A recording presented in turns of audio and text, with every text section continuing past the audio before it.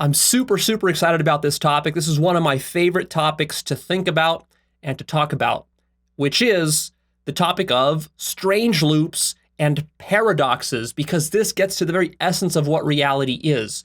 And I love to think about the paradoxes that result when the mind is trying to think about reality.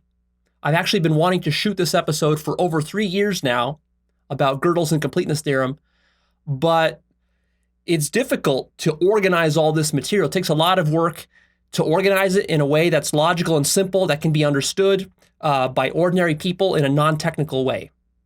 And so that's what you're going to get here today.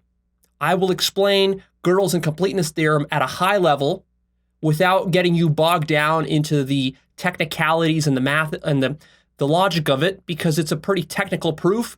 It's dozens of pages long, it's very complicated, and there's no need to go into that, because what we care about here is not the mathematics of the proof, which is sound. And if you want, you can go watch videos specifically about the mathematics of the proof, or you can go actually read the proof itself. There are many versions of it. What we really care about, though, is we care about the metaphysical and epistemic implications of the proof. And a lot of people who are rational and scientifically minded, they don't really comprehend the ramifications. And in fact, many logicians today and mathematicians today and scientists today who are working on the cutting edge areas of science and quantum mechanics and cosmology and all this sort of stuff, they still haven't really grasped the consequences, the philosophical consequences of Gödel's Incompleteness Theorem. Because what it's easy to do is it's easy to say just, oh, well, this is just mathematics, this is just logic. There are no consequences which apply to broader domains. There are no philosophical consequences, but actually there are. And so that's what we're going to focus on here today. I really want to give a call out to Douglas Hofstadter, who has influenced my thinking about this a lot. And I already called him out in Reality's a Strange Loop, by which I mean I talked about his books, I talked about the importance of his work and his concept of the strange loop. So I'll be referring to that concept here quite heavily. And I'm not going to go into really explaining that concept much, because I already have an episode called Reality's a Strange Loop, which explains that in great detail. So go check that out. You can consider this as sort of a continuation of that episode. This is like a part 2. We're going to go into a lot more detail that I couldn't go into there. And specifically, I want to talk about Douglas Hofstadter's brilliant book called Gödel, Escher, and Bach, or GEB for short. This is a book that's really popular among nerds. It's a very technical book, but it's also written in a sort of poetic manner, which is quite fun and interesting. It's very thick. It's over 700 pages long. It'll take you a month to go through it. It contains logical proofs and all this sort of heavy stuff, but it also talks about Zen. It talks about Escher, the painter, and the drawings and sketches that he did, and the etchings that he did. Talks about Bach, and it draws all these interesting interconnections between what is the mind, what is logic, what are these strange loops, how does it all interconnect together?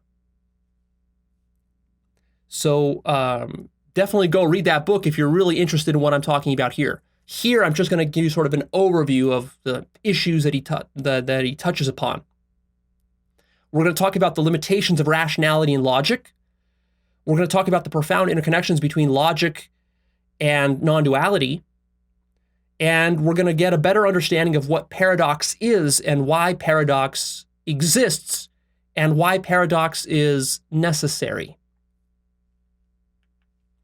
So let me just refresh your memory about what a strange loop is. A strange loop is this odd sort of hierarchy that goes around in a circle, such that when you move up the hierarchy, eventually you end up precisely where you began. And so the prototypical example of a strange loop would be the Penrose triangle, which interconnects to itself in this sort of impossible seeming way.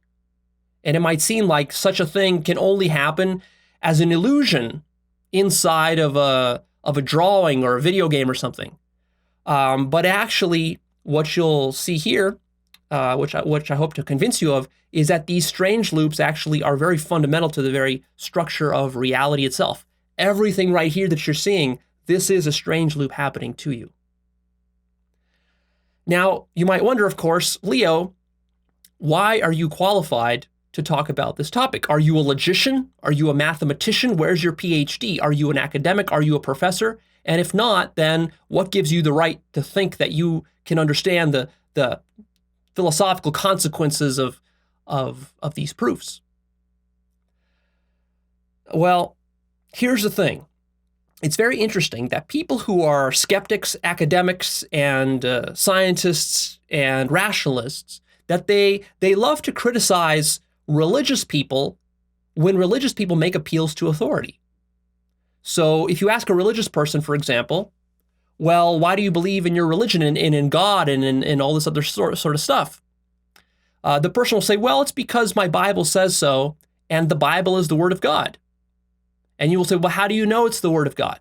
Well, because the Bible says it's the Word of God. Or because my priest or my religion tells me, and my priest, he's high up, he's the Pope up, in the hierarchy, and so he's the authority figure. He knows better than I do. And in fact, maybe he has a connection to God so he can interpret the Bible for me and speak the truth to me, and that's how I know that it's true. That's why I believe it. Now, of course, the rationalist will quite rightly deride the theist, in this case, for making this appeal to authority. Because logically, we know that there's no connection between authority and between truth, that these two things are completely independent. Just because someone has authority and credentials doesn't mean that they really understand what they're talking about. But what's really ironic is that the rationalists and the scientists and the atheists, they make this exact same mistake when it comes to their own positions about science and about mathematics and logic. So see here, you're asking for my qualifications and my PhD and all this in order to listen to what I have to say. But that's the exact same mistake, because what you're assuming there is that if you had someone up here speaking to you who produced this video, for example, or this lecture, who had a PhD from MIT or from Caltech, that because of that, you would assume that he understands what reality is. And because of that, you would assume that he understands all the philosophical, metaphysical, epistemic implications of Gödel's Incompleteness Theorem. And that's where you would be wrong, because there you are also making appeal to authority. Just because someone has a PhD, just because someone won a Nobel Prize, or is a good scientist or a good mathematician, does not mean that they really understand the philosophical implications of a thing. You see? Because actually, to succeed within academia, that's a social hierarchy that you're climbing, just like a church. And scientifically minded people don't appreciate the significance of this, that you are climbing this hierarchy, and to climb this hierarchy has very little to do with truth. To climb the hierarchy, that's how well you play the game. That's also how good of a technical scientist you are. How good do you do lab work? How good do you write your research papers? So if you're good at doing that, you'll climb the hierarchy and you'll get to the top and you'll have authority and you'll have a PhD, maybe multiple PhDs. You'll have all sorts of accreditations and prizes and medals and awards, and your work will get published and you will be this big name celebrity scientist maybe. But does that really mean that you truly understand the consequences of your work? Because see, there's a big difference between just doing technical work and having some sort of narrow technical scientific result. That's fine, that's good. But then do you understand all the ramifications of that for life at large and for reality as a whole? That's a totally another matter. And actually what you'll find is that the people who are really good technicians as scientists, that actually they're not that good at understanding the full ramifications of their work, because it's precisely by being technicians and being hyper-specialized and hyper-focused that they narrow their focus, that they get so good at that, but then they lose sight of the bigger picture. You see? So what I'm asking you here is not to believe me, but to just think through these ideas for yourself. That's where the truth comes from. It doesn't come from an authority figure. It comes from you sitting down and thinking through this stuff for yourself. And it doesn't come from believing me. And in fact, I don't want you to believe me. And if you're skeptical, that's good. Being skeptical is great. I'm the biggest skeptic there ever is. And of course, what I do is I apply that skepticism first and foremost to my own theories and to myself. And that's something you don't really see in the videos. That's something that happens deep inside of me. That's something you should also be doing deep inside yourself, thinking through all this for yourself. And then you see, does it really make sense? And if you follow that sort of methodology, then what you'll discover is that a lot of people who you might think otherwise are these authority figures that actually they're full of shit and they don't really understand the bigger picture. So that's the qualifications situation. Now, in a sense, this episode is going to mirror the episode about quantum mechanics that I did. In that episode, I talked about how there's this sort of myth of science that goes around in our culture, where how people in mainstream culture think of science and what science is and how science works is a very simplified, idealized version of how science really works, and that in fact science is much more messy, more complicated than people think. Well, likewise with logic and reason. There is the actual doing of logic and reason, the hardcore proofs, the stuff that you can study in graduate school, which is very, very different than what most people in mainstream culture, including many atheists and scientifically minded people, think logic and reason are. Because in our mainstream culture, we have this myth of logic and reason as being the pinnacle of discovering truth. It's the one true way that you know that something is true is because it's logical and it's reasonable. And that logic and reason are somehow the antithesis of faith and belief. And that if you have faith or belief in something, that means it's false. Whereas if you have a logical proof and you have reasons and you're rational, that means that you're on the side of truth. And so what I've discovered that rationalists, materialists, atheists, skeptics, scientists, doctors, and professors, they fall into this particular trap, which is the dogmas of reason. It turns out that rationality itself comes with dogmas, just like religion. And I've identified half a dozen or so of these dogmas. These I call the core dogmas of rationality. Number one, the first dogma is that reason is sufficient to understand the world. That is something that rationalists just believe and take on faith. They don't prove to themselves that the whole world is subject to their reason and that reason will be sufficient to understand the whole world. That's not proved in any empirical way. That's just assumed. That's why it's a dogma. Number two, it's assumed that contradiction or paradox means that you've made an error. Again, that's also not something that's actually proven empirically. That's something that's just assumed implicitly and never really questioned, which is why it's a dogma. Number three, it's assumed that the laws of nature are reasonable. Again, you didn't go out and actually investigate every single law of nature empirically and then concluded, yes, they're all reasonable. That would actually be a scientific method. Instead, what you did is you just assumed that, well, all the laws of nature must be reasonable. You just assume that without actually testing your hypothesis. So that's a dogma. Because, you might go out there and you might encounter a law which turns out to be unreasonable. What do you do then? Are you going to admit that all the laws of nature aren't reasonable at that point? Or are you going to stick to your guns and keep insisting that, no, everything is reasonable? See? These things can't be taken for granted. You have to actually test all of your dogmas, all of your assumptions, which even rational people forget to do. A fourth dogma is that logical proof is the highest standard.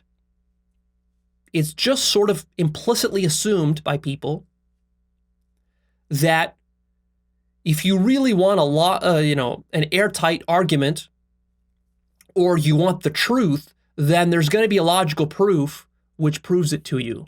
And if you have this logical proof, then anything else is below that. And that's the standard that we should aspire to. And that if you can't meet that standard, then you really don't have anything solid. You're just speculating, you're just doing philosophy, or it's just some religious mumbo jumbo, or it's just some new age wishful thinking, if you can't logically prove it. Number 5 is that logicality is equal to deep understanding of a topic. Dogma number 6 is that rationality is self-consistent, which of course it actually turns out not to be, which is where Gödel's Incompleteness Theorem comes in, and we'll get into all those dirty details in a few minutes. Dogma number 7, if a thing is irrational, then it must be false. Dogma number 8 is that science and math is rational, whereas religion is irrational. And therefore, one is true and one is false. This is just assumed. It's never tested. It's never put to the test. No rational person actually goes and bothers to study and seriously practice every single religion in the world to test whether they're actually true. No one does that, you see. It's very interesting how this works. You prejudge the situation. You say, oh, well, they can't possibly be true because they sound too crazy. It's all stupid nonsense. Can't possibly be true. But that's just assumed. You have to go test your assumptions. That's the essence of science. Dogma number 9 is that metaphysics is speculative nonsense. And a corollary to that, dogma number 10, is that science and math doesn't need metaphysics. You can just do science and math metaphysics free because metaphysics takes us into the field of philosophy. And you know, philosophy, we know how philosophy works. You can just sit around on your armchair and do philosophy all day long, but how do you really know if philosophy is true? And we know that people throughout history have had all sorts of crazy philosophies, but none of that stuff really affects science and math. Math and science are hard-nosed activities, whereas metaphysics and philosophy, well, that's very speculative and it's psychological and it's prone to errors, and you know, you can't really make a logical proof for some metaphysical idea. Whereas in math and science, you can. You can prove things definitively. So that also turns out to actually be a dogma. Because actually you cannot do science or math without metaphysics. And you can discover that if you just question your assumptions. The problem with all these assumptions is that they're made unconsciously. You make them, but you don't know that you've made them. And it actually takes a lot of work and thinking and contemplating and experiencing the world from different perspectives to start to see and suss out your assumptions. And of course, if you're part of a university or academic setting, if you're like doing a graduate program or even you're an undergrad, whatever, you know, your professors, they don't call out these assumptions because these assumptions constitute the paradigm or the culture that you're working in. This is all just part of the package when you go and you sign up for university.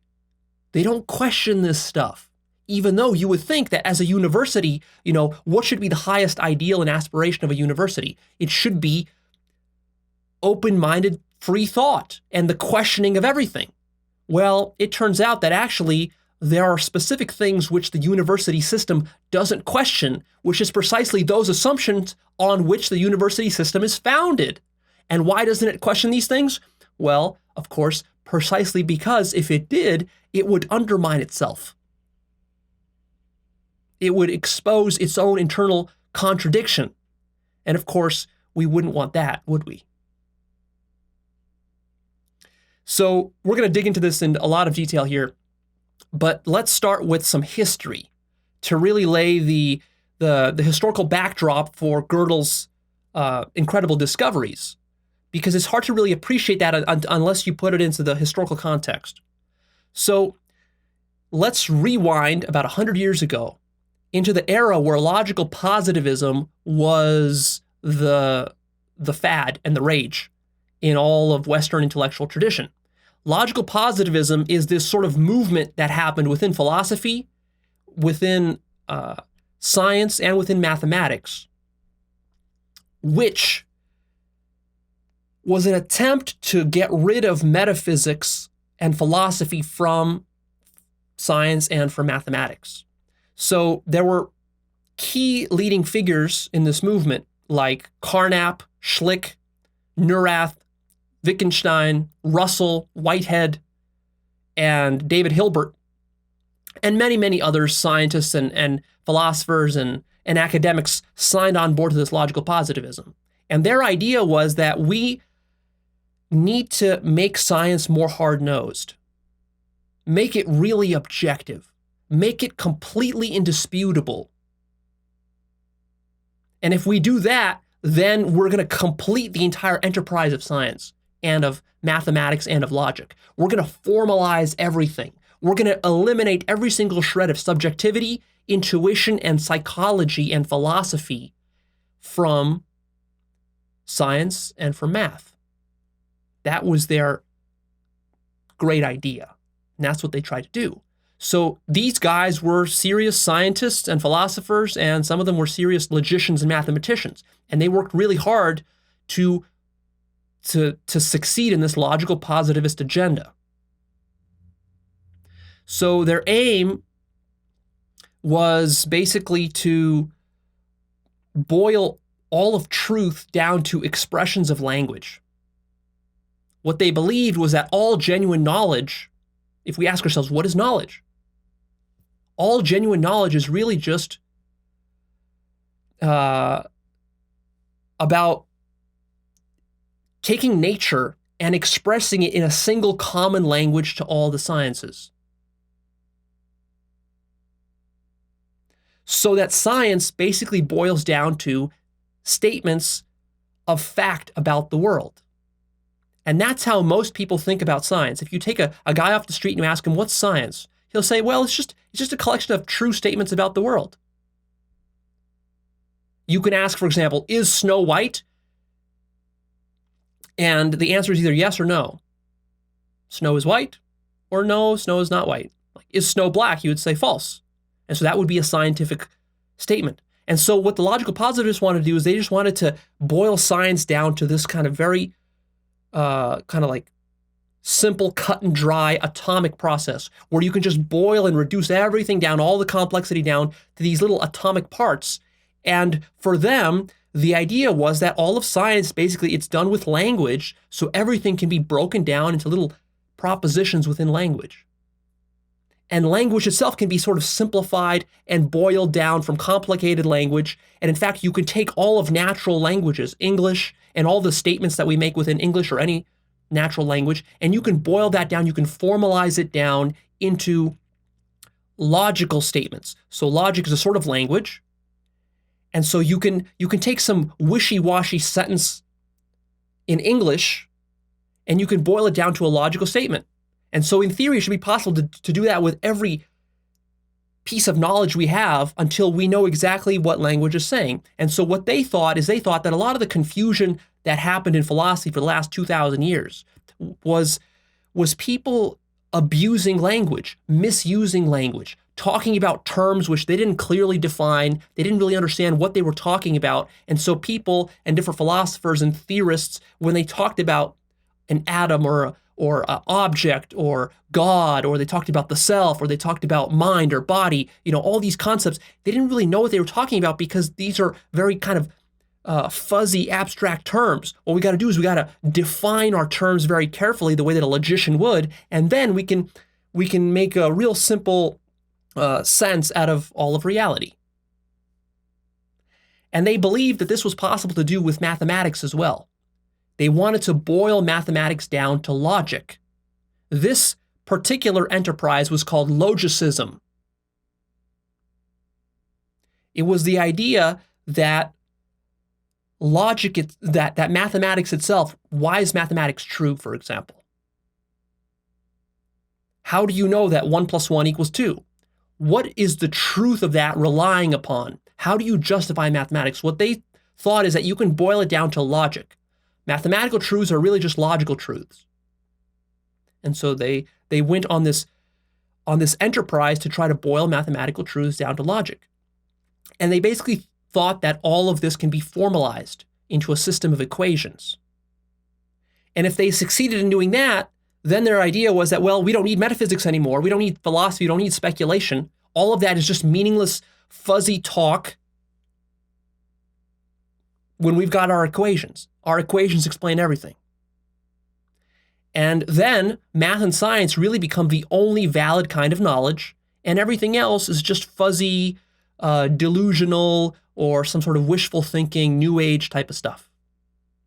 And so the logical positivists were really adamant about verifiability, which means that if you're going to make a claim about the world and you think that it's true, that means your claim must be tested and it must be testable.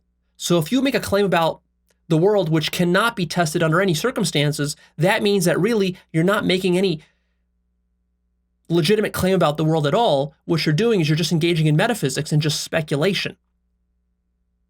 And there was a lot of that happened in philosophy for hundreds of years. So in a sense, you can understand where they were coming from. They were sick and tired of people making these sort of arguments.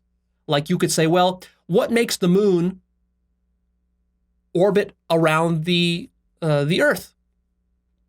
And people say, well, it might be gravity. And then some religious person might say, well, it's not gravity, it's the angels. There are invisible angels which help keep the moon in place. But then a scientific person would say, well, but angels, what is this concept of an angel holding the moon in place? How do we make sense of this? Can we test this? And of course, you try to test it and you realize, well, you can't test it. And you can ask the religious person, well, can we see these angels? And he'll say, no, angels are invisible. And then he'll say, well, can we feel them? Do they register on our instruments? And the religious person will keep saying, no, you can't measure them at all. So to the logical positivists, this started to smell like bullshit, because now they want to say, well, if you can't actually verify a statement about the world, that means you're just speculating. You see, you're just playing mind games. So they were big on verifiability. They were very big on pragmatism. They don't want just speculative theories and ideas. What they want is a pragmatic statement about the world which can be tested. And you can do something with it. And all the other speculation of theory, that's not important. That doesn't belong within the domain of science. And that really what science is science is not metaphysics. Science doesn't really tell you what the world is. Science simply tells you the equations governing nature, and those equations are all that there really is. That's sort of what pragmatism means. It's all about how do we manipulate nature. And beyond that, there's nothing more to say. They were also into reductionism. They believed that all things can be reduced down to their atomic fragments. So you might ask them, what is color? What is consciousness? What is love? What are emotions? What is an animal? And they will say, well, there are no such things. All of it just boils down to atoms. There's no such thing as a dog. It's just atoms. There's no such thing as love and emotions and consciousness. They're just atoms. And of course, logical positivism worked really well with atheism and materialism. So materialism, atheism, and this logical positivism all sort of came together. And this sort of created a sort of paradigm in which science was done back in the early 1900s. This really started to flower in the early 1900s and lasted for about 20 or 30 years into the 1930s or so, until ultimately logical positivism got debunked by Godel and a few other theorists. So there was a particular man who started off this enterprise of logicism called Gottlob Frege. He was a brilliant logician, and he devoted his entire life to this enterprise of logicism. And he worked with set theory, and he was trying to use set theory to basically create a foundation, a logical foundation for all of mathematics. He wanted to find a a small handful of axioms which he could use to create the foundation for all arithmetic. So for Frege, he was asking a very basic sort of philosophical question about math, and specifically about arithmetic, which is like the most basic form of math, the stuff they teach you in first grade.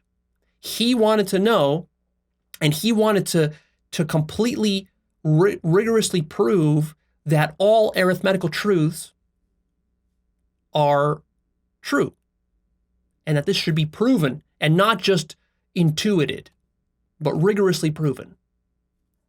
And his whole agenda was to get rid of intuition from within mathematics. He thought that intuition was like a fudge factor within mathematics, which introduced this sort of fuzzy human element into what should otherwise be a very hard-nosed, rigid system. It should be cold and heartless, not intuitive. So he went about dedicating his whole life to this process. He came up with all his axioms, he did all these proofs, and finally he figured it out, how to do this. And he wrote his book, and he's just about to publish the book. The book is actually in the printing presses, it's being printed. And he thinks he's found the logical foundation for all of arithmetic, until his hopes are shattered by a discovery from a fellow logician, Bertrand Russell, famous mathematician logician, who discovered and showed to Frege that there's a paradox at the very heart of his entire scheme. And this was called Russell's paradox. And so Frege was working with set theory. And I'm not going to get into all the weeds there that we can get into about set theory, but set theory is just, in a very simplistic explanation, all it is it's just you're grouping objects into sets. So if you have one object, that's one set. You can have two objects, that's the second set, and you just have sets. And so basically mathematics boils down to sort of manipulating these sets and seeing the interrelationships between all these different sets. But it's not quite so simple, because there's something deeply paradoxical at the very heart of this entire enterprise of trying to boil down reality to simple equations. And that is Russell's paradox. Russell's paradox is stated as such. Russell basically said, what if we find a set within set theory that is the set of all possible sets, not containing itself? And what this leads to is a sort of strange loop or sort of contradiction where set theory contradicts itself. Because if you find the set of all possible sets that doesn't contain itself, on the one hand, it would seem like you could find such a set, but if you did, then that set would negate itself. And if you couldn't find a set, then that set must exist. So it's a sort of odd paradox that happens where at the same time, it must exist, but it can't exist. And if it can't exist, then it must exist. And this brought Frege's entire program to a halt. And he got very depressed about this, Frege did, but to his credit, he was honest about it. He admitted that yes, it actually is not possible to boil down arithmetic to logic and to these simple set of axioms because of these inherent contradictions which exist. In addition to Frege, there was a man by the name of David Hilbert, who was also a logician and mathematician, who embarked on what's called Hilbert's program. And Hilbert's program was very similar to Frege's. He was trying to ground all existing theories into a finite, complete set of axioms. And so he was working on this problem at the same time. And Hilbert's program was derailed by Georg Cantor. And Georg Cantor is the guy who made some groundbreaking discoveries about transfinite numbers. He discovered that there are different orders of infinity within logic and within mathematics, and in fact that there are an infinite number of sizes of infinity. And he also discovered the absolute infinite set, which is sort of like the set of all possible infinite degrees of infinity. That's the absolute. And he called that God. He was a religious man. I talk about Georg Cantor in more detail in my episode, Absolute Infinity Part 2. Understanding Absolute Infinity Part 2. So I talk about his backstory. It's very fascinating. So if you want to learn more about him, go check that out. I won't be covering it in any more depth here. Now I want to talk now about Kurt Gödel, because Kurt Gödel and also a guy by the name of Alfred Tarski, both of them logicians, they made a couple of critical contributions which completely derailed all of these efforts at logicism and ultimately at logical positivism. And so this is what we are, what is the heart of this conversation that we're having here. So what is it that Kurt Gödel and Alfred Tarski proved? They came up with a couple of theories. Gödel came up with two incompleteness theories. Tarski came up with one undecidability theorem. They're quite technical. They're dozens of pages long. I'm not going to actually go into the full details of that here. But let me give you a high-level explanation of Gödel's incompleteness theorem. So basically, what Gödel was able to accomplish is he was able to take a logical system and he was able to say, okay, so here are our axioms in this system. In theory, we should be able to take these axioms and we should be able to use them to make any kind of proof of anything that's true within the system of, for example, arithmetic. So if we try to do that, there's a special case scenario, like what Bertrand Russell discovered, is that we can actually use these axioms in a sort of tricky manner to actually create a statement within the entire logical scheme which will contradict itself due to self-reference. And so what Gödel was able to prove is that if a system is sufficiently complex enough that it's able to reflect on itself or otherwise speak about itself. For example, in the English language is rich enough of a language that I can speak about myself using the English language. So in a sense, what I'm doing is I'm going meta. I'm speaking about the fact that I'm speaking. You see sort of self-consciousness that's happening here. This is otherwise known as self-reflection or as self-reference. I can speak and reference myself speaking. Well, if a language like logic or English or some other system is able to do that, speak about itself, what it can do is it can create a paradox or a contradiction. Because what I can say is I can say the following thing. And this is ultimately what Gödel's incompleteness theorem boils down to. Let's make an analogy between logic and English. So you can do the same thing in logic that you can do in English. In English, what I can do is I can say the following statement. Everything I say is a lie. Now notice what that means. That's a paradox. Because if everything I'm saying is a lie, that means what I'm saying, that statement, everything I say is a lie, it's a lie. So if it's a lie, that means that statement is true. But everything I say is a lie, that means how can it be true? That's a contradiction. On the other hand, if I am speaking the truth all the time, if everything I say is true, then how can I say the statement, everything I say is a lie? That is also a contradiction. So it's a contradiction from both sides. It's a contradiction no matter which way you slice it. So what Gödel was able to show is that you can do that within logic itself as well, not just English. At least if your logic is complicated enough that it admits of self-reference. So what does self-reference mean in logic? It doesn't mean that logic is referencing the self as an ego or as an I or as a consciousness. No, it just means that logic is able to reference itself. So that means your logical scheme or system has to be able to speak about its own sentences. If the logic can reference itself as a logic, then what Gödel proved is that you can create statements within that logic which are true, but which cannot be proved using that logic. And so in essence, what he proved is that truth is larger than provability. And this is always true. This is a pretty remarkable result. And Gödel had to go through some ingenious mental maneuvers to figure out how to actually do this with arithmetic. So what he was able to do is he was able to come up with this idea called Gödel numbering, where he was able to encode self-reference within arithmetic such that arithmetic could reference itself and start to speak about itself.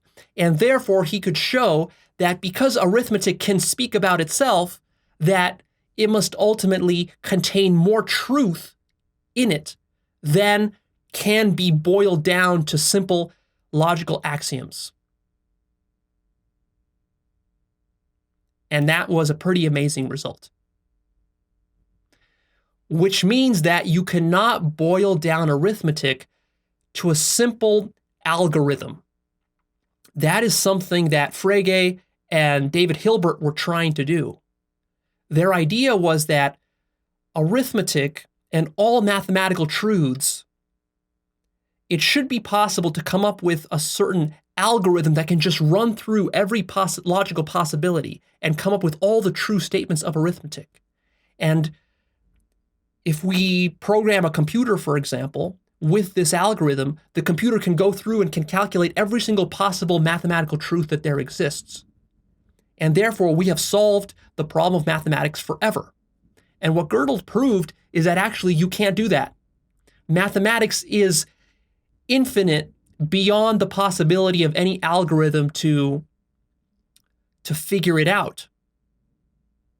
And that therefore, intuition is a necessary component of all mathematical discovery. And in fact, what Gödel proved is that mathematics is, technically it's called uncomputable, which means that if you had a computer that had infinite resources, infinite processing power, and could run for an infinite number of time, for trillions of years, it would still never be able to discover all the truths that are contained within mathematics. Think about that. That's deep. That's deep. I'm not just saying that your ordinary home computer couldn't do this or some supercomputer. I'm saying imagine a computer with infinite resources and it still could not figure out mathematics. That's how big mathematical truth is. You can't capture it with language. You can't encapsulate it in any kind of formal system with simple axioms and rules. So another way to think about what Gödel discovered or proved is that if the entire domain of truth is a circle like this, then what you can prove is a smaller subset of that circle, and they are never the same. You can never prove all that there is that's true. The truth always exceeds what's provable, if self-reference is possible.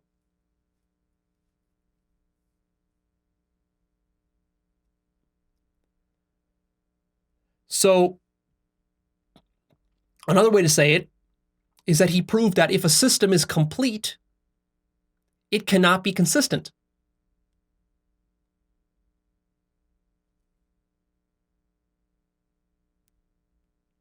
And he also proved that the consistency of axioms cannot be proved inside of the system. You always need to have a meta language to go outside to be able to reflect upon the system that you're using if you want to talk about truth.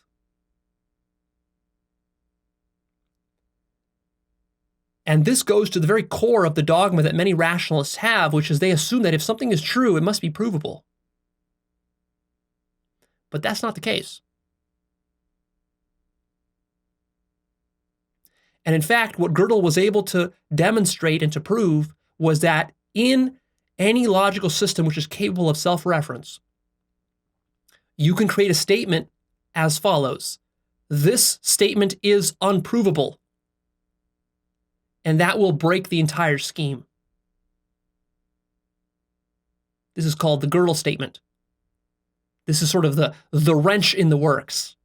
This is also Russell's paradox, is a Gödel statement.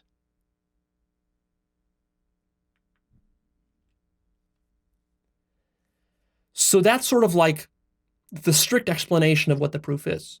Then there are the philosophical and epistemological and metaphysical consequences of this, which we will talk about. But what I want to do here is I want to read to you a little bit of from Wikipedia about both the discoveries of Gödel and about not David Hilbert, but Alfred Tarski.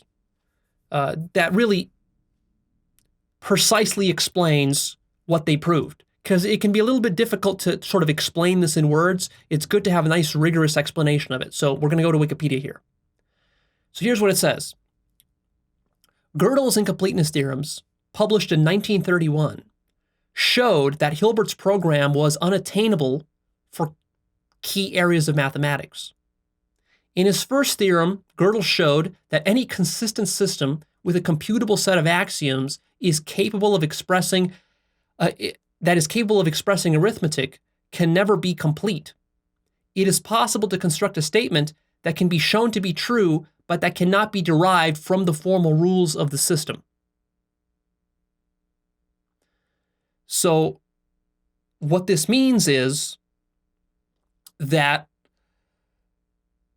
you cannot have a complete formalization of mathematics, and really you cannot have a complete formalization of anything. Because if we're talking about the truth is always going to be bigger than the system of formal rules that you use to talk about the truth. And then it goes on to say, quote, in his second theorem, he showed that such a system could not prove its own consistency, so it certainly cannot be used to prove the consistency of anything stronger with certainty. This refuted Hilbert's assumption that a finitistic system can be used to prove the consistency of itself and therefore anything else, end quote.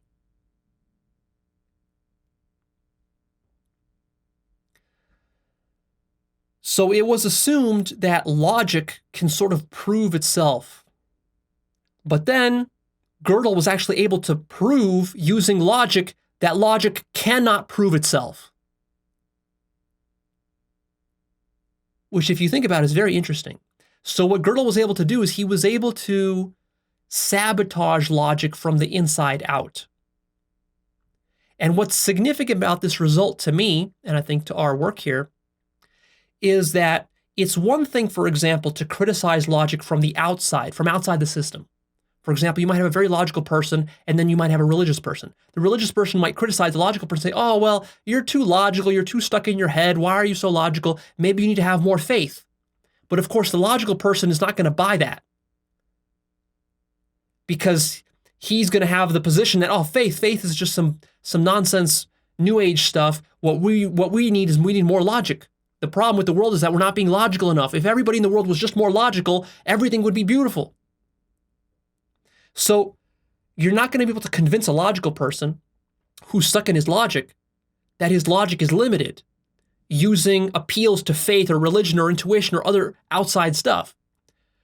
But what Gödel was able to do is he was able to prove to the logical person from inside of his own system that his own system is inconsistent, that his own logic undermines itself. Logic taken to its ultimate conclusion shows its own limits,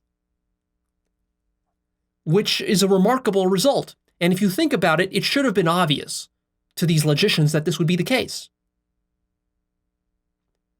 Because after all, if you just think about it very simplistically, think about it like this. If there's a person who murdered somebody and he's on trial, now the fact that he murdered someone is, let's say, true. He did in that case. But does that mean you can prove it? No. There's no reason why you would be able to prove it.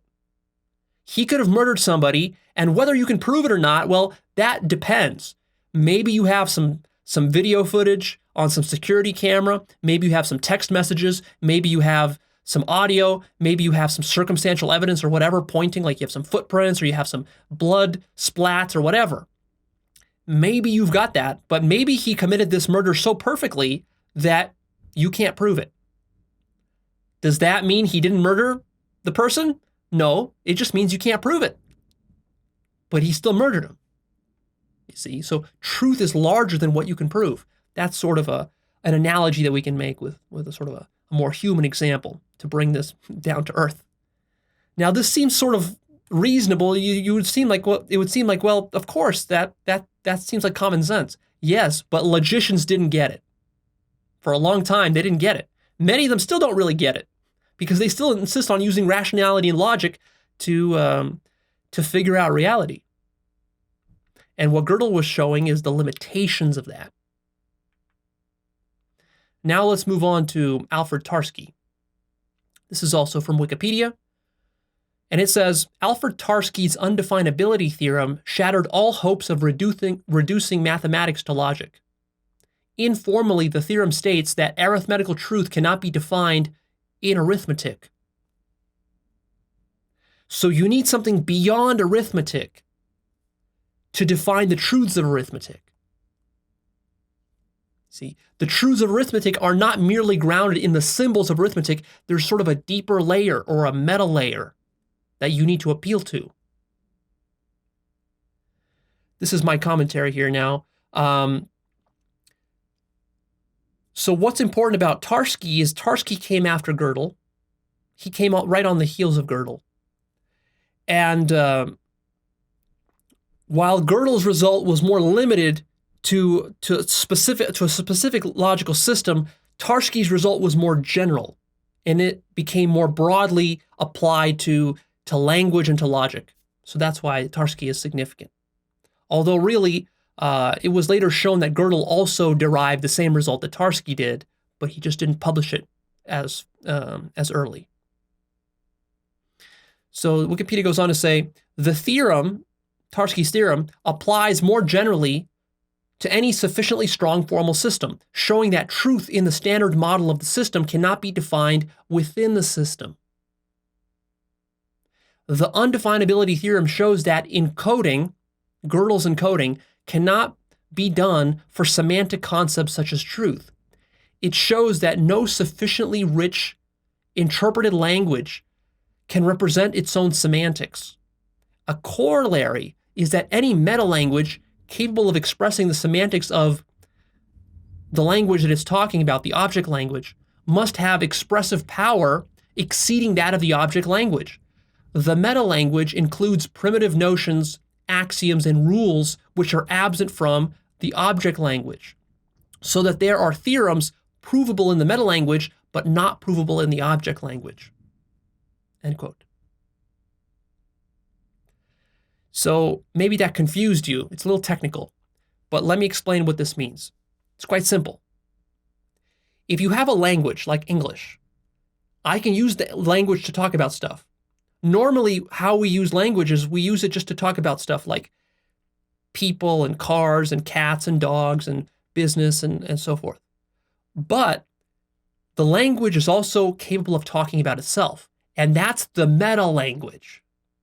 See, we can use English to talk about English, and we can use English to talk about letters. And I can even say that right now I'm speaking words, and the word W, the word word starts with a W. The word word has 4 letters in it. See, I'm actually now starting to talk in a self-conscious way about the actual language. And so to do that, I need to appeal to something deeper, higher. I need a sort of meta-language to talk about the language. And the same thing with logic. If you are using logic to just do logical deductions, that's fine. No problem there. But if you're trying to use logic to talk about logic itself or to talk about the truths that logic is producing, you can't do that at the level of logic. What you need meta-logic, logic about logic, a meta-language. And so what Tarski demonstrated is that in order to accomplish what Frege and Hilbert and the logical positive were trying to accomplish, what they didn't understand is that they need a meta-language to accomplish that. And you might say, well, okay, so Leo, so what's the problem? So let's create a meta language, a meta logic, which we can use to talk about logic. And so therefore we've sort of used logic to justify and explain logic. But you can't do that either. Because, see, the system you're using to talk about some other system always has a set of primitive notions, axioms, and rules and assumptions, metaphysical assumptions, which must be made for the system to get up and running in the first place. So you can use a meta language to talk about the first order language, but you can't use the meta language to talk about the meta language. So you need a meta language to talk about the truths of the meta language. But then how do you prove the meta language? You need a meta language, and so on to infinity.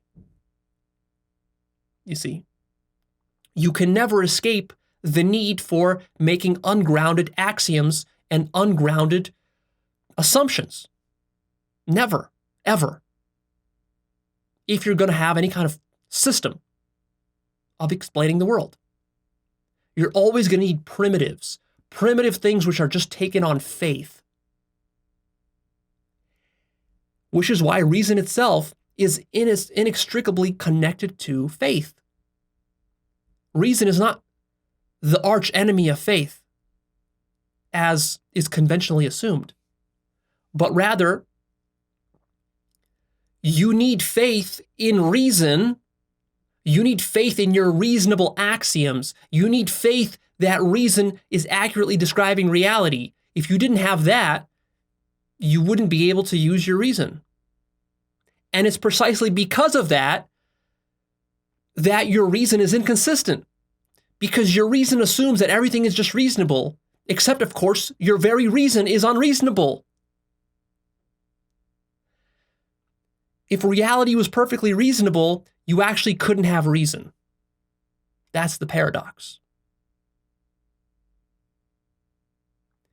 If the human mind was just a machine with no intuitive capacities, it could actually not have mathematical insights that these mathematicians are having. So the deep irony here is that these logicians and mathematicians who are making these groundbreaking discoveries within logic and mathematics, nothing wrong with that, but what they're not understanding is that they're actually using their intuition. They're using and connecting to infinite intelligence to make their discoveries. They're having creative insights. It's not a mechanical process. It's deep intelligence. And this deep intelligence is not formalizable into a set of algorithms or simple rules. The way that people assumed, the way the logical positivists wanted. And the deeper metaphysical and epistemic lesson here is that you cannot capture reality and encapsulate it into a formal system because reality is infinite, and so it will always escape any attempt to encapsulate it. As it must. Because reality is one thing. It is the self. The self is capable of self-reference. And when you're capable of self-reference, this necessarily leads to paradox and to contradiction. And this is not a problem. This is not something that we need to be afraid of or that we need to consider an error or a mistake. No, that's correct. That's precisely correct. Because all of your reasoning is actually grounded upon something that's beyond reason. Existence itself is beyond reason. Because reality and existence itself is groundless. And it is a strange loop. Because it is itself. Reality is itself. It is the ultimate chicken and egg problem. It is the ultimate self-reference problem. You are a self within reality. You are the universe looking at itself, thinking about itself, reasoning about itself, wondering, how did I get here? What am I doing here? What is existence? Well, what is that? That's existence asking itself, what is existence? And the deep irony is that existence doesn't actually exist. So, ironically, you're standing here asking, what is existence? I am existence, asking myself, what is existence? And existence is the same as non-existence. And so this is the Ouroboros. This is the snake eating its own tail. And what Godel showed is that logic is a little microcosm of the larger macrocosm of this Ouroboros. Logic eats itself by its own tail, just like the snake. As it must. Because we have absolute infinity, which is all of reality as a whole, but then absolute infinity includes all the minor infinities, as Georg Cantor discovered. Every object, including logic, because logic is a part of reality, is also infinite. And mathematics is also infinite. And the chair is infinite, and the dog, the cat, the tree, the bird in the sky, it's all infinite. All of it is just a different form of infinity. And then all of it, of course, is contained within absolute infinity, which is the whole thing given all at once. But see, you cannot encapsulate reality into any formal system because the formal system is not separate from reality, as many scientists and rationalists like to assume. It's a part of it. The scientist is reality. Science is itself reality. So science has to, as it's doing science, ultimately has to explain itself. And for most of science's history, science was done simply externally. It was like you were just looking at the world as though you're not connected to the world. You're disconnected. You're kind of standing outside the universe and you're trying to judge it objectively. But then with quantum mechanics, for example, and with these theorems from Godel and from Tarski, what's being realized is that when you go really deeply into your inquiry, because science is an inquiry into the nature of reality, when you go really deeply into that inquiry, what you discover is that, wait a minute, if I'm inquiring what is a chair, what is a cat, what is a tree, what is logic, what is science, ultimately you have to inquire, what am I? What is consciousness? What is myself? And then when you inquire deeply into that, you realize that I am the stuff that I was looking at. I am a part of reality. I'm not separate from it. And so the subject and object distinction breaks down. It collapses. And when that happens, then you become the stuff that you were investigating. See? You can't just assume that logic is something separate from you, or that logic is separate from intuition, or logic is separate from emotion. Not at all. All of these things must be ultimately interconnected into a unity. And that's what non-duality tells us.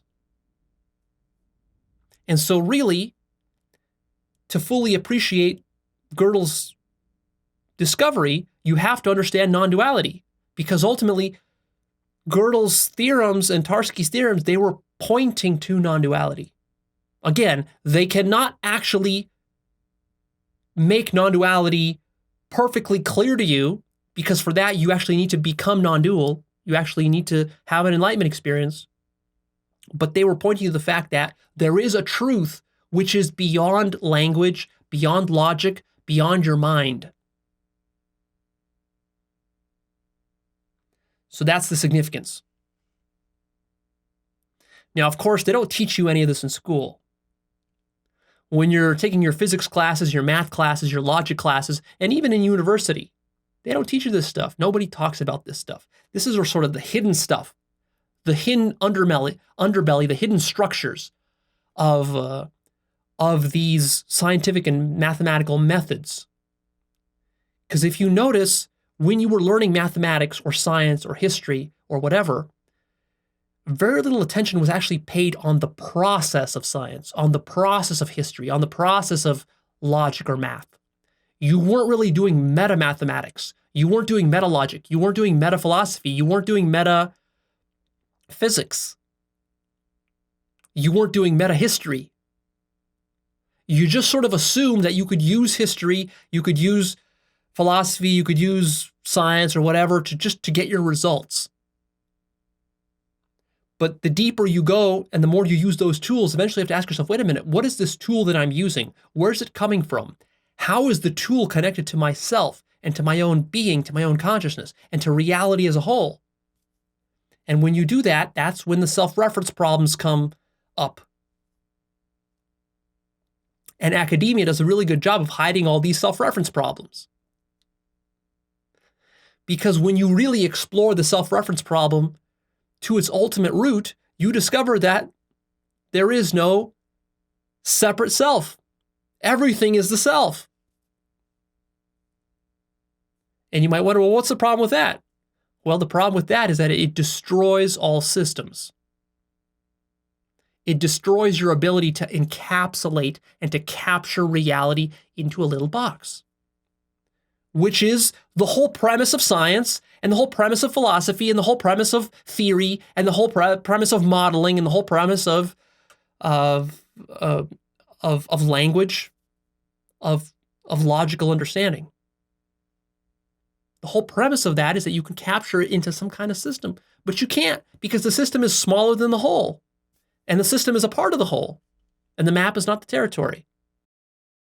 And now I want to read you some excerpts of quotes that I've compiled from a collection of various authors about Godel and his discoveries and also Tarski's discoveries. They do a great job of eloquently sort of distilling down all the complexity into little concise snippets and metaphors and images that do a great job of explaining the significance of this. So first we have Douglas Hofstadter. And he says, quote, "The paraphrase of Gödel's theorem says that for any record player, there are records which it cannot play because they will cause its indirect self-destruction." End quote. I love that image. That's the perfect metaphor for what we're talking about here. And you can see how now it starts to connect to non-duality and to self-actualization work. So what he's talking about here is a record player. So imagine old school records, those sort of phonographs, which have that needle and that groove record. So now imagine if you could design a record that you can put on that player such that when the needle went around the circles, there was something encoded in the record that would actually cause that needle to vibrate, and finally the whole thing would just self-implode. That would be the equivalent of what Godel accomplished. He found a way to do that using arithmetic and using logic. That's pretty cool. And he was able to prove, he wasn't just able to accomplish, he was able to prove that any system which is capable of self-reference will have this Achilles heel that will cause its own self-destruction. Because that's what self-reference must do. And of course, the thing that he himself never realized, and that even Douglas Hofstadter really never fully realized, even though they understood this stuff in theory, they never actually got to the point where they realized that actually my own physical existence as a self and as a mind and as a body, there exists a record, so to speak, that can be played inside my mind, which will cause my own death. Think about that. There is an idea, let's say, the analogy here is a record for a record player, an idea for the mind. There exists an idea such that if we feed it into your mind, it will destroy you. That's pretty amazing. That's pretty amazing. You might wonder, what would that idea be? Well, it's not necessarily just as simple as one specific idea. Rather, the way it really works in reality is that there can be some level or some realization that your mind can reach where it realizes that it itself never really existed. And when it realizes that, and it realizes that reality never really existed, and then it has a full sort of overarching meta understanding of itself, the entire thing collapses and is seen to be a house of cards. And that's enlightenment. Pretty cool. But also notice that if such a thing really were possible, then ideas are far more dangerous than most people assume. See, most people think that, oh, ideas are just ideas. Yeah, you can read ideas in a book, you can hear ideas on TV, but it's not like an idea can kill me. Or can it? Could this be why people and minds are so ideological and they cling to ideas so much?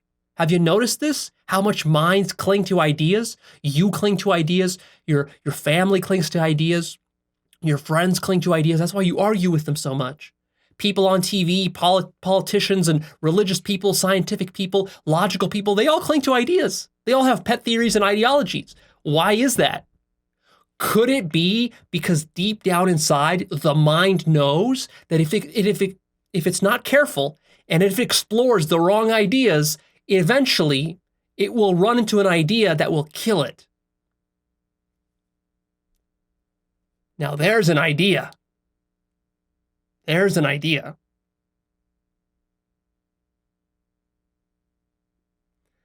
That might be one of the first ideas in this chain of ideas that will ultimately lead to your self-destruction. To even be open to the possibility that there might exist an idea which will lead to your own self-destruction, and to not reject that idea and to take it seriously, that already is a part of this whole self-destructive sort of ideology. See? Which is precisely why most people would reject what I'm saying here. What I'm saying here is not commonly accepted. It's not talked about in mainstream media. It's not talked about in universities. Nobody talks about this stuff. And if they do, they're very careful to make it just an idea, so that it's just a theory. Enlightenment is just a possibility, some philosophy or some hypothetical thing. But it's never actualized because it's dangerous for the brain. It's dangerous for the mind to take these ideas really seriously. That's why when you're sitting and you're doing self-inquiry, one of the most important things you have to do is you have to take the possibility of eradicating yourself very seriously, because that's what you're doing in self-inquiry. That's what you're trying to do. That's what you're trying to do with meditation. That's what you're trying to do with yoga.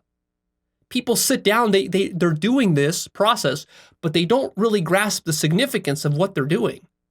And of course, really, you can't, because you can't fathom the significance of it until after the self-destruction has really started to occur.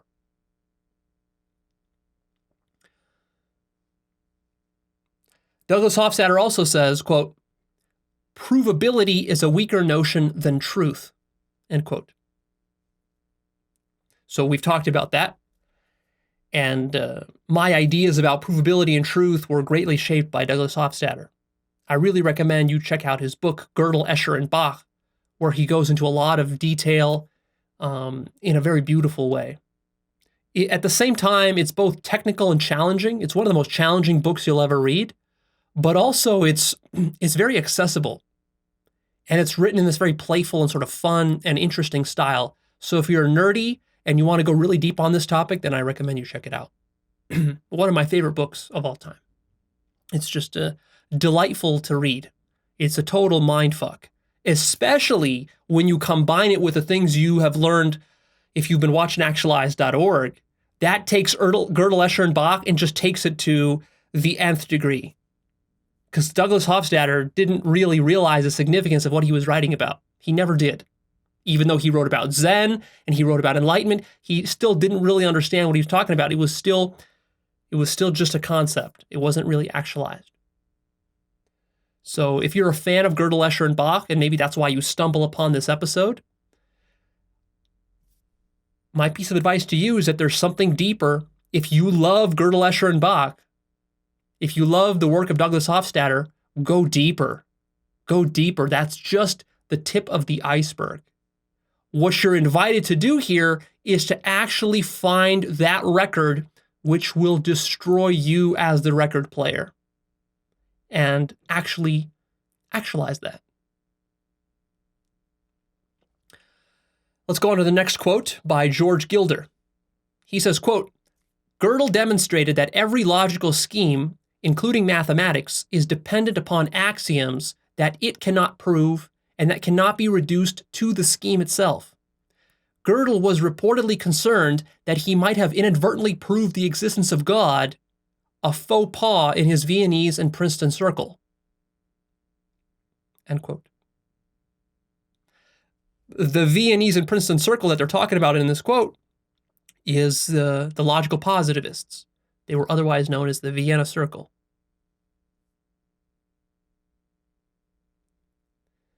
So why did Gödel think that he proved the existence of God? Perhaps. Well, because he saw the larger consequences here. He saw that reality is such a thing that you can't ever encapsulate it. And what does that mean reality is? That means it's infinity.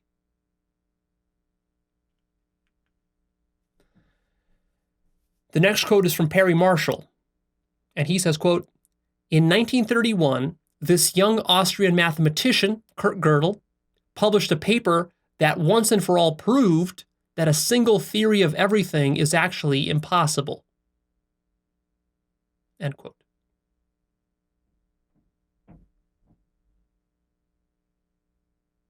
People have been trying to come up with theories of everything for a long time. And I'm sure that there are people sitting in universities all around the world today working really hard, dedicating their entire careers to finding a theory of everything. And they will never succeed because what they don't understand is that everything is infinite. What theory are you going to come up with that's infinite? Your theory is never going to be infinite. Your theory is always finite. So you're always going to fail. Your theory of everything will actually not be everything. Your theory of everything is an oxymoron. It's a contradiction in of itself. A theory is not everything. You can't have a theory of everything. You can have a theory which is something, but it's not everything. Or you can have everything, but you can't have both because everything is not a theory. If everything was a theory, that means this would be a theory right here. But it's not. This is not a theory. This is what we call reality. The distinction between theory and reality is precisely that. Theory is not all of reality. That's why the idea of a theory is useful, because it's more limited than reality, because reality is too much. It's too much, so we subdivide it into components. Do you want a theory of everything? I can give it to you right now. This is about as simple as a theory of everything will ever get.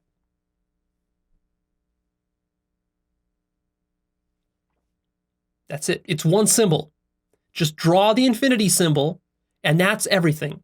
That's the closest theory of everything you can get. It's still not really everything. It's a concept. It's just a theory. But, what? Come up with a better theory of everything than that. Infinity. That's what it is. You don't need complex equation, mathematics, and you don't need to do any of that. Just infinity. That's it. But of course, that doesn't satisfy the scientist, because the scientist can't build a career off of infinity. Well, he can, but to build a scientific career off of infinity, what you have to do is you have to dedicate your whole life to subdividing and fragmenting and atomizing infinity forever. And that's what scientists have done. See, scientists are very clever people. They have invented a career for themselves which will never, ever end. Scientists will be in business for 1 trillion years doing science, subdividing infinity into infinite number of formulas over and over and over again. And that's what they're going to do. And their job will never end. And see, in a sense, to realize that everything is just infinity, well, it's too simple. It's so simple you can't really build a career around it. You can't really write a book about it. I mean, people do. People try. People still sell many books. Eckhart Tolle wrote and sold millions of books based on infinity. But if you really want to be truthful about it, there's nothing you can say. It's just infinity. That's it. This next quote is by John Barrow. He says, quote, "As with geometries, so with logics. There are an infinite number of consistent schemes of logical reasoning that can be constructed. There is no such thing as an absolute truth in logic and mathematics. The best one can do is talk about the truth of statements given a set of rules of reasoning. it is quite possible to have statements that are true in one logical system but false in another. End quote.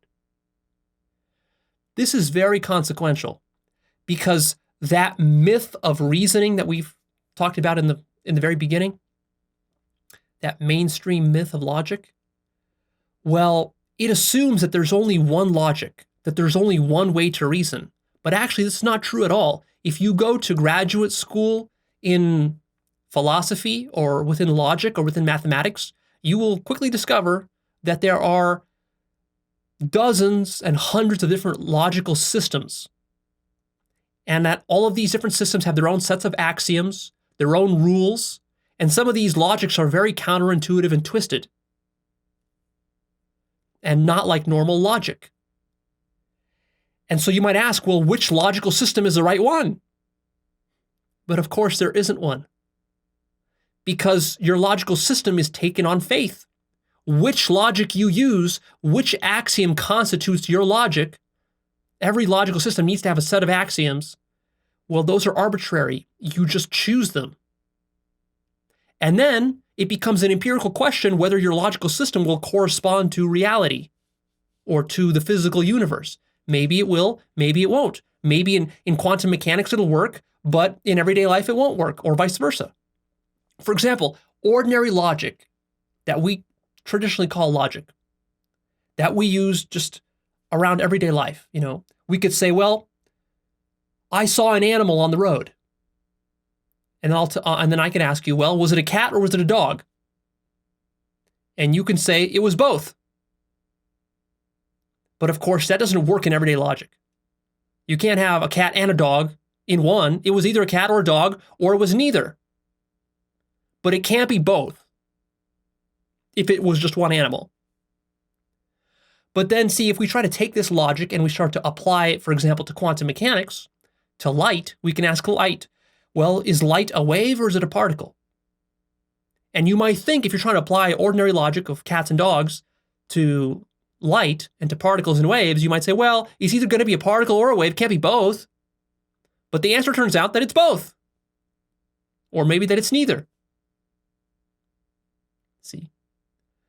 But that had to be empirically tested. And many people, when they first saw those experiments, they didn't want to believe it. It took a lot of work of genius people to really to square that circle.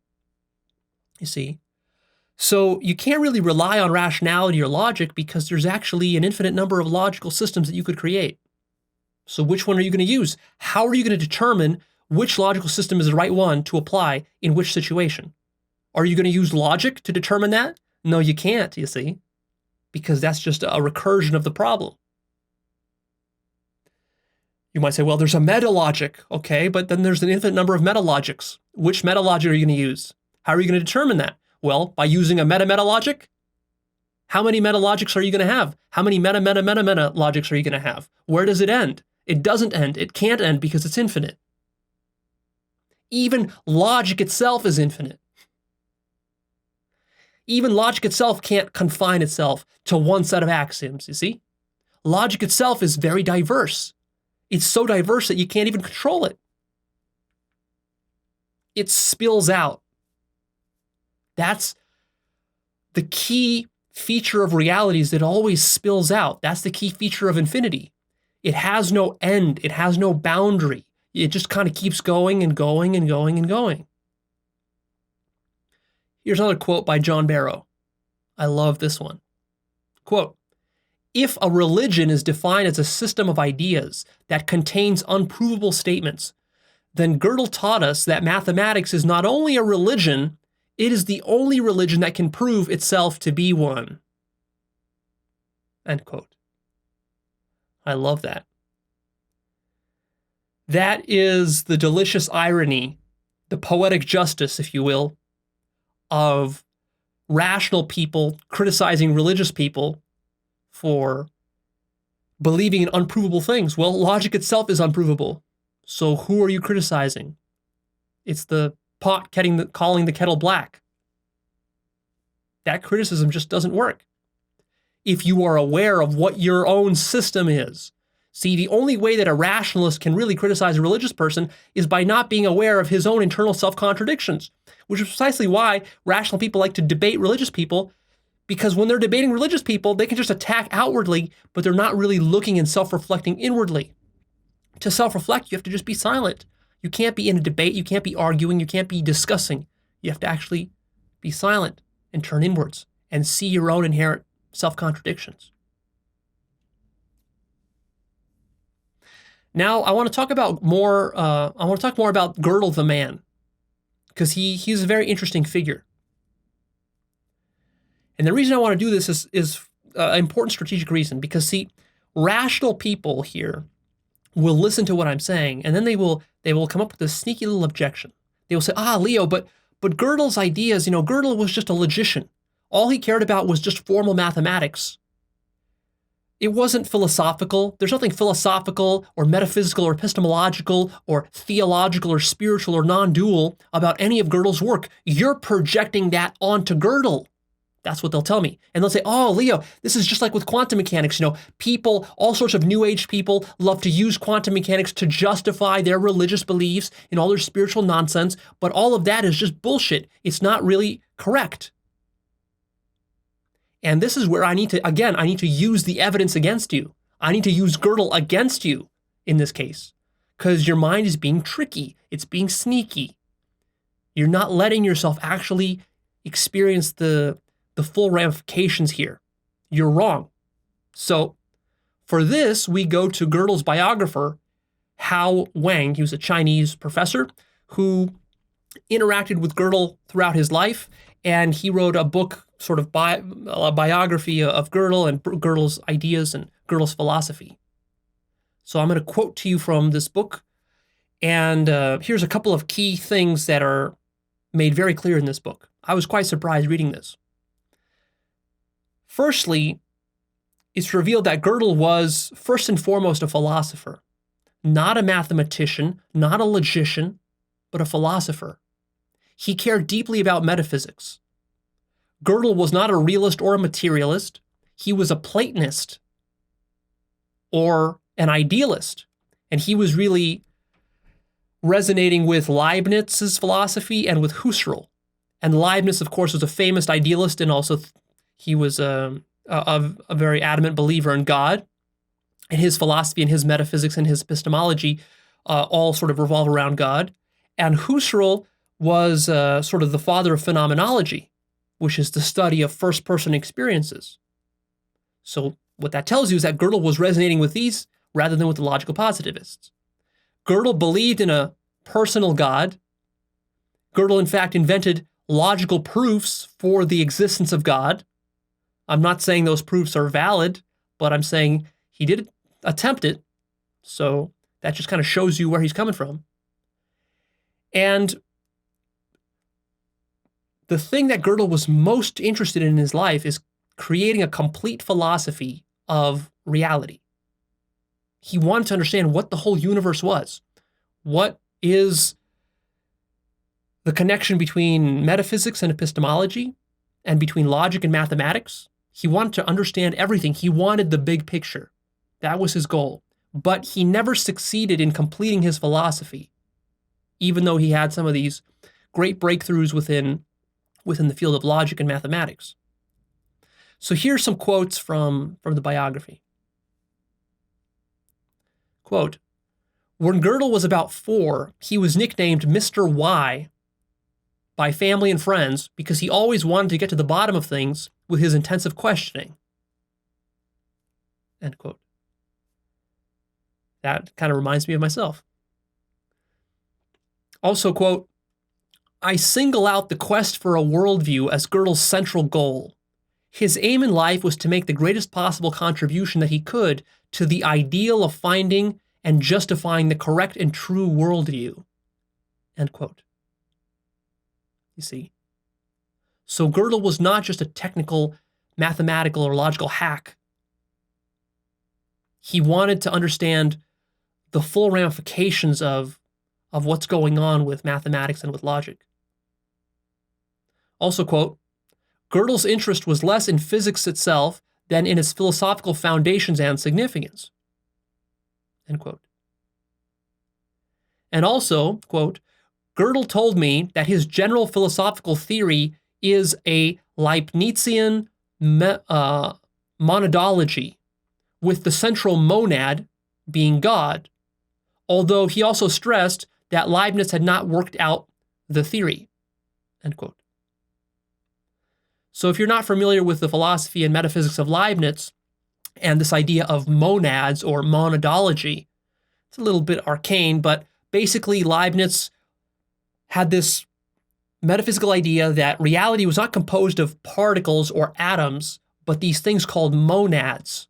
And this was perhaps the earliest idea for a holographic universe.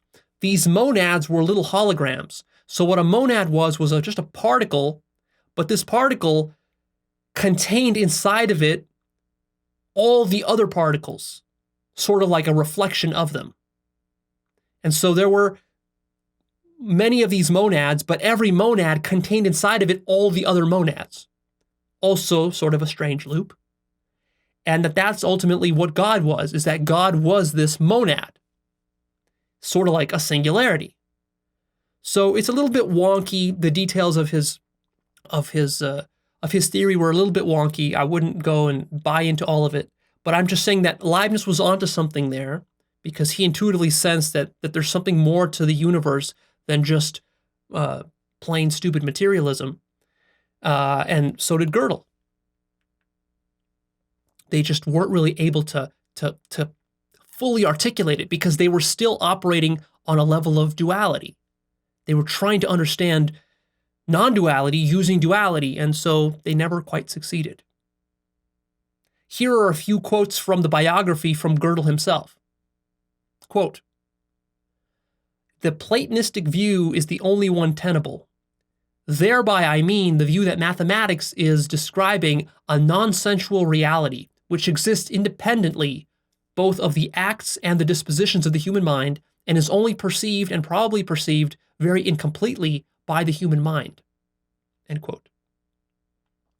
So when we say Platonism, what that means is Plato's metaphysics. And Plato's metaphysics was not material, but more idealistic. So what Plato believed is that these sense perceptions that we see here, the objects, cars, trees, dogs, and cats, and people, that this isn't what's really true about reality. What's true is the ideas, the concepts, the forms, these abstract entities. For example, what's more true for Plato is the idea of a dog in the abstract rather than a dog in particular. Now, that's a bit weird, and I'm not saying that that's the right way to look at reality. He was still looking at reality very conceptually, and that's a problem.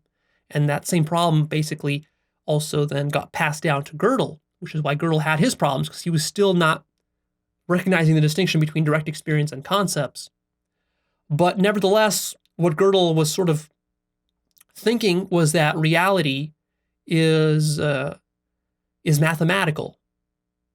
That's not quite correct, but he was still basically thinking that what's most real about reality is the higher levels, sort of like the higher spiritual levels that the mind can reach only occasionally and only get little glimpses of, not this physical, gross reality. So he sort of believed in a subtle reality.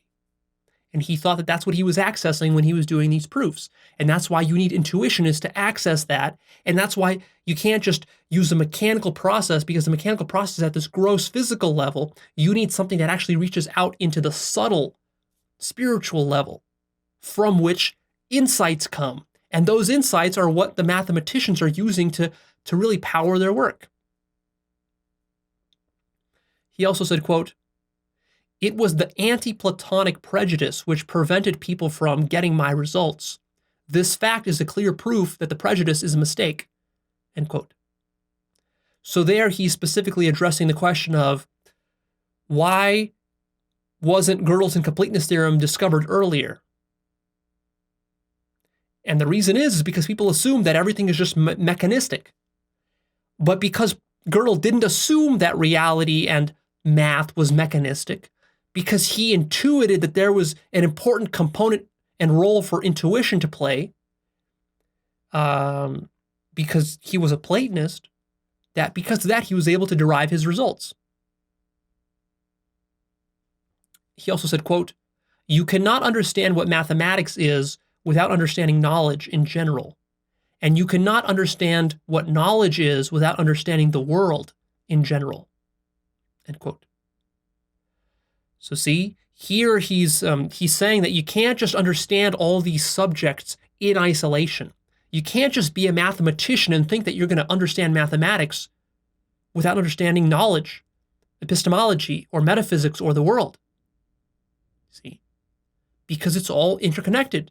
You can't assume that your little field is a separate little bubble that lives off by itself. That assumption doesn't hold. He also said, quote, "When I entered the field of logic, it was 50% philosophy and 50% mathematics. It is now 99% mathematics and 1% philosophy. Even the 1% is bad philosophy. I doubt whether there is really any clear philosophy in the models of modal logic." End quote. So here he's criticizing what's been happening over the last 100 years in academia. Academia has become less and less philosophical, less concerned about metaphysics, less concerned about epistemology, and just more concerned about getting the right result. Because science and academia has just become the quantification of everything.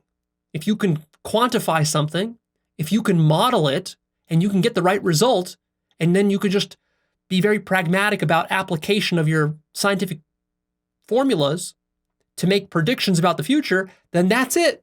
You're done. That's what modern science sort of works like. It's lost that deep philosophical connection that it used to have. And that's in large part because the logical positivists, even though they were ultimately debunked and disproven, and logical positivism has largely fallen out of favor. People who study this stuff know that logical positivism is a load of bullshit. It's completely inconsistent. But nevertheless, this has sort of permeated the culture, and it's just sort of become part of the scientific and rationalist paradigm and the materialist paradigm, which operates at a much deeper level than even most scientists are able to fathom. It's just part of the culture. It's way beyond you. You're just programmed with it. And now, Godel was already seeing that starting to happen in his time. And he didn't like that because he cared about the philosophy of it. He didn't think philosophy was nonsense. He also said, quote, "The answer to the question, 'What am I?' would then be that I am something which is of itself has no properties at all, rather like a clothes hanger on which one may hang any garment one wishes." End quote. So see, even Godel was starting to understand the importance of the question, what am I? And he was starting to see that really there's no self inside. What I am is nothing. But nevertheless, he never became enlightened. This was still conceptual for him. And then his biographer goes on to say, quote, "More than once he had said that the present age was not a good one for philosophy." End quote. And also, quote, "Godel was in favor of metaphysics as opposed to positivism." End quote. By which he means logical positivism. And then Godel himself said, quote, "The discovery of metaphysical truth will benefit mankind." End quote. And then his biographer said, quote, "The superiority of mind is undoubtedly important for his ontological idealism, which sees mind as prior to matter." End quote. So ontological idealism is just the idea that what's more real is mind over matter. Matter is something that happens within mind. Mind is not something that happens as a phenomenon of matter. He also said, quote, "Godel regarded contemporary science as mistaking the part for the whole." End quote. That's exactly right. That's exactly what's happening. This is the whole problem of confusing the map for the territory. The map is the part, the territory is the whole. The part is a part of the whole, but it's not the whole. He also said, quote, Gödel proposed a doctrine according to which time and change were not objectively real, end quote. And lastly, Gödel himself said, quote, matter will be spiritualized when the true theory of physics is found, end quote. It's pretty illuminating, huh? So I don't want to hear from you rationalists objecting that Gödel was just a mathematician or just a logician, and that his results have no metaphysical consequences or epistemic consequences or philosophical consequences. Yes, they do. Or at the very least, he certainly believed they did. Maybe it's you who's not seeing the deeper consequences here because you've been so blindsided to just look inside your little technical subdomain of your field. You got to go beyond logic. That's what Gödel's Incompleteness Theorem is telling you. So you might wonder what happened to Gödel in the end. He was alive during the heyday of quantum mechanics, and of course he was understanding all the stuff that was going on in quantum mechanics, and that probably helped him to make some of his discoveries and to see that reality was not material. But ultimately what happened to Gödel was quite sad. At the end of his life, he became mentally unstable. In fact, he was so paranoid of being poisoned that he would only eat food that his wife prepared for him. When his own wife became ill and she was not able to prepare food for him anymore, then he actually starved to death. And he died 65 pounds of body weight. That's how much he weighed. He died from starvation. A rather sad end to a rather ingenious individual. I think there's a lesson to be drawn even from the way that his life ended. Just like with quantum mechanics with David Bohm. I told you about how David Bohm became depressed, even though he was this brilliant physicist who understood basically non-duality, he understood it in theory. But again, he didn't actualize it. And that's the same problem I think that happened with Gödel. Now, this is a little bit of speculation on my part. I don't really know why he became mentally unstable, but I can speculate with some degree of reasonableness and likelihood that what happened with him is that as he get older and older, and he started to face the prospect of death, he started to think about, well, what is my legacy? Did I really accomplish what I wanted to in my life with my life purpose? And his life purpose was to figure out what the hell is going on? Why is there reality? What does all of this mean? What is the metaphysical truth? What is the right philosophy? And he was never able to piece it all together because he was trying to do it still coming from the conceptual domain. What he didn't fully understand is that you have to go beyond logic, yes, but also beyond concepts, beyond ideas, beyond mathematics, beyond philosophy, beyond language, beyond symbols, beyond the mind entirely. And he was never really able to do that. And I think that might have driven him crazy.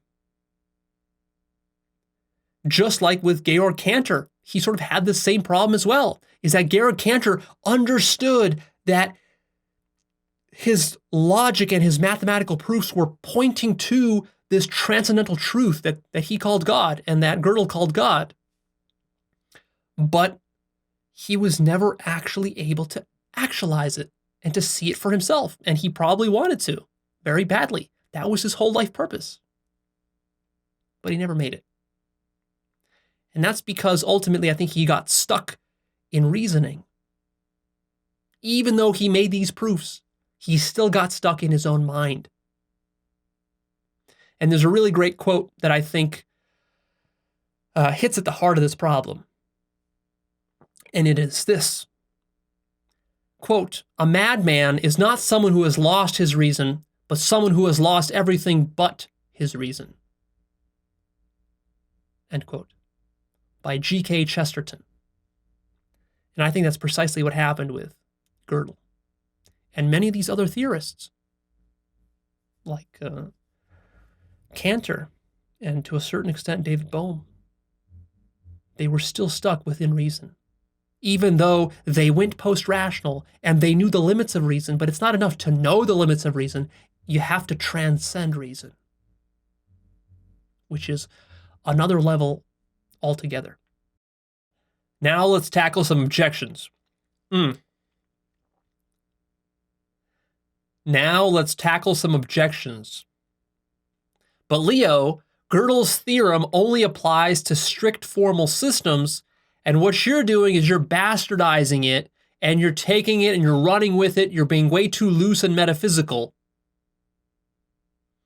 Well, that's precisely why I wanted to quote to you from his biographer and some of Gödel's quotes from the biography himself, so that you can get an insight into the man himself and how he thought.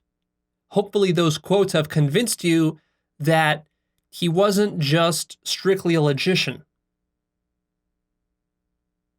It's not that I'm being too loose and metaphysical, it's that actually you're being too rigid and too limited in your scope, which you might think that that's actually a good thing because you're trying to protect science and to protect knowledge and to protect your web of belief, because you want it to be strict and you want it to be just hard-nosed.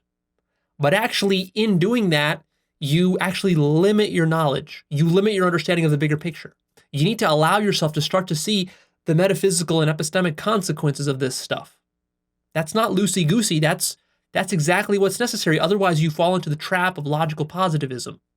Or, for example, in psychology, they had a similar movement, which was coming from the same sort of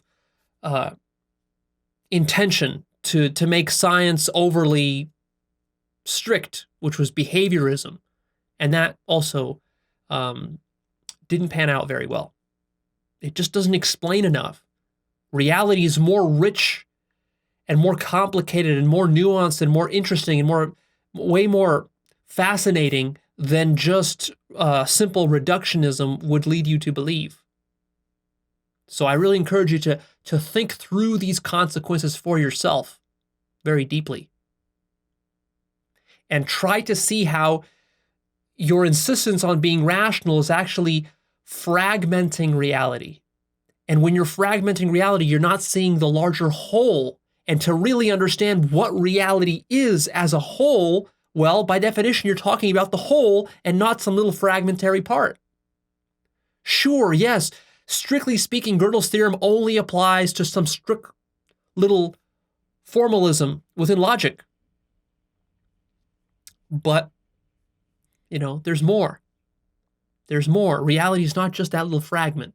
Logic is not some isolated, hermetically sealed field from the rest of reality. Logic is occurring inside of your brain and in your mind.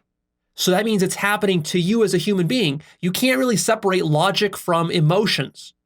You can't separate the left brain from the right brain. They actually work together. And actually, when you're doing logic and when you're analyzing and you're reducing reality and you're fragmenting reality into these conceptual categories, that's actually happening thanks to the fact that you have intuitive capacities and you're actually tapping into, unbeknownst to you, infinite intelligence to do that, to actually sit down and make sense of a complicated proof, to have some deep insight within some mathematical theorem. That requires infinite intelligence. You have to have an aha moment. That comes from outside of your ego, outside of your little selfish mind, outside of rationalism. That's where it comes from. And then you use that to actually build up your rational frameworks. Start to see that. Start to self-reflect. As you're doing logic, start to notice and observe and be mindful of yourself doing the logic or doing your reasoning. Start to carefully observe the internal processes rather than just using it externally to solve some sort of problem out in the world or some problem that your professor gave you. And then ultimately, if you start to have mystical experiences and you start to glimpse absolute infinity for yourself directly by going beyond your mind, it'll all interconnect in a very beautiful and profound way for you. The other objection here, of course, is the perennial one. Leo, how is any of this stuff practical? What does logic have to do with my personal life? Well, actually, quite a bit. A lot more than you would assume. Because if you grew up in Western modern 21st century culture, then you have grown up with this myth of rationalism, this myth that things can be proven to you in some sort of airtight way. And hopefully many of these myths have been shattered here.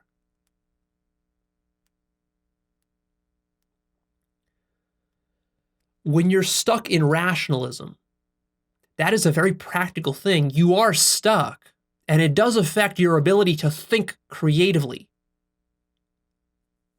It affects your ability to theorize, to do proper philosophy, to understand science, to be able to open your mind to new ways of looking at the world and new perspectives. This is extremely important. The problem with rationalism is that it calcifies your mind. It makes your mind rigid and dogmatic. It's the exact same problem that religious people have. Religious fundamentalists, same exact problem. When the mind becomes rigid, it's not able to be truly creative. It's not really thinking for itself. It's not opening itself up to infinite intelligence. It's not opening itself to new diverse perspectives. You know, here's a very practical thing. I can give you a life-changing book about yoga, for example. And I can tell you, here, go take this book, go practice it, go read it. Within a year, it will completely transform your life, the quality of your life. Nothing theoretical about it all. Practices, exercises, go do them. And if you're a rationalist or you're a scientist or you're an academic or whatever, you're not going to be able to get 5 pages into this book. Why not? Because the paradigm that this book will be coming from will be so radically different from your rationalist, logical, materialistic Western paradigm that it's not gonna compute for you. You're gonna get disgusted. You're gonna throw this book away. You're going to say, oh, this is just metaphysics. It's just speculation. This is just some new age stuff. Look, Leo, they're talking about chakras and they're talking about out-of-body experience, all this. This is all nonsense. We all know that those are just hallucinations in the brain. We all know that consciousness just happens in the brain. That's just nonsense. I'm not going to do these exercises. Leo, you want me to waste a year doing these exercises? No way. You see, that's how your mind will trick you. And that's very practical. You're limiting yourself. You're really limiting yourself. Not only are you limiting yourself with some of these new age techniques that are real, that can really benefit you, which you poo-poo, but you also limit yourself as a theorist and as a thinker. To be a genius theorist, a genius scientist, a genius mathematician, a genius engineer, a genius thinker of any kind, to make original, genius, and valuable contributions to mankind, you need to cultivate a certain kind of intellect, not a rationalist intellect. That's not going to do it. That's just going to make you a technician and a hack.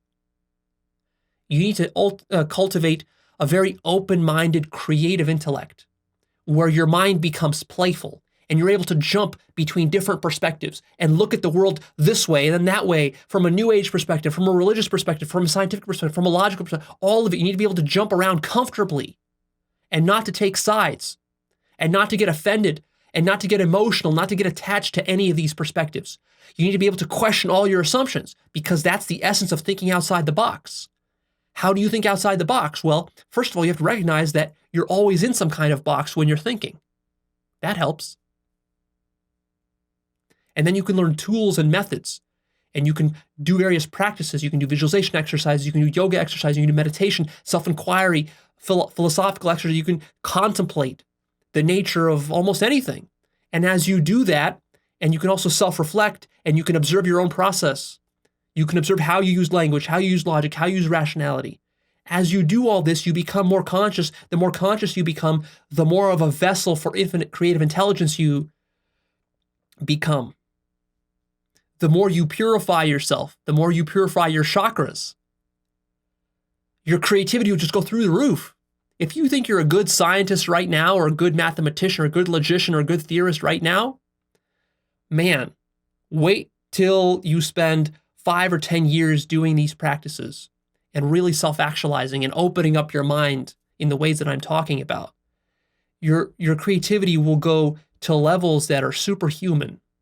Your problem is going to be that you're going to have so much creativity, you're not going to have enough time to actually make all your ideas a reality. There's going to be an overabundance of brilliant ideas, an overabundance of brilliant business ideas, brilliant ways to transform society, to improve the world, to help yourself, to help your family. It's going to be too much. I have so much creativity because my mind is so open and I've been doing these practices. My mind is so creative at this point that it's actually exhausting. It's exhausting because I'm pummeled. Every week I'm pummeled by so many new ideas that I could follow up on, business ideas and how I could transform the world, how I can earn millions of dollars. It's too much. I don't have enough time to actualize all that. I would need 10 lifetimes for it. I have to be very selective about that. See, so it's extremely practical. And we're just getting to the tip of the iceberg of the practicality of it. And I haven't even mentioned your health, for example, your psychological health, or your physical health. All of that is affected. And if you're a theoretician, one of the things you face is the danger of depression, of getting stuck and mired in all your concepts, because you're understanding so much about reality, but even though you understand all this stuff, it's just turning into this sort of brain fog. You're walking around with all these concepts, but your body isn't really growing along with all the stuff that's in your head. So you're sort of disconnecting yourself from your emotions. You're disconnecting yourself from your physical body. You're stressed out. You're not able to relax. You're not able to be at peace. Your mind is always in a monkey mind mode. You're always thinking in the future, always in the past, can't be present. See? So there are tons and tons of practical ramifications here that we haven't even begun to elucidate them all. But even though we're wrapping up part 1 here, there's going to be a part 2. So stay tuned for part 2. That will be released soon. And in part 2, there's still more to talk about. I really want to focus on how Western intellectual tradition actually fears paradox. There's a rich tradition in the West of fearing paradox and actively hiding paradox. And I want to talk about why that's the case, why it happens, the deep reasons. And I want to show you examples of how that works. And I'm going to show you examples of how in science and in math, actually, Western rational thinkers have been sweeping these paradoxes under the rug, hiding them from view, precisely because they pose some threats to the entire establishment of science and rationality and philosophy. So stick around for that. That's it for here. Please click the like button for me. Go check out Actualized.org, my blog. The resources are there, life purpose course, book list, the forum is there. You can ask questions, discuss all this stuff, and stick with me. As your mind is becoming more open by some of these philosophical topics that I cover, what that will do is that will then make you sort of fertile soil in which seeds can be planted, which can then be nurtured and grown. I have already shared many practices with you which you can start to practice to transform your life in radical ways. If you want something very practical, go to actualized.org/start, and you will see a list of practices there and lots of videos to get you started in this process. So there's a lot of practical stuff there. But also, I'll be sharing a lot more practical stuff, practical techniques that you can use in the future.